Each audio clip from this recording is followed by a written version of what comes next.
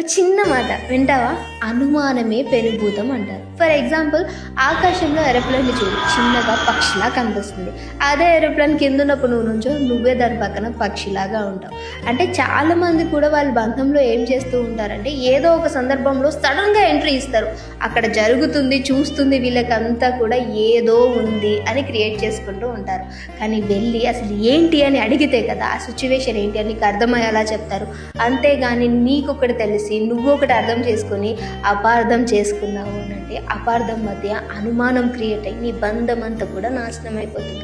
నిజంగానే పైన ఉన్నప్పుడు ఏరోప్లేన్ పక్షిలాగా, నువ్వు కింద నుంచి ఉన్నప్పుడు నువ్వు పక్షిలాగా కనిపిస్తావా? లేదే, నువ్వు చూస్తున్న ప్లేస్ వేరు. అలానే నువ్వు విన్నది, చూసింది నిజమై ఉండాల్సిన అవసరం లేదు. అర్థం చేసుకోకపోయినా పర్వాలేదు, కానీ అపార్థం చేసుకోకు. అపార్థం చేసుకున్నావు అంటే నీ బంధం అనుమానం అనే ట్రాక్ పైన మొత్తం కూడా నాశనం అయిపోతుంది. నీకు అర్థమైంది కదా? అర్థం చేసుకోకపోయినా అపార్థం చేసుకో.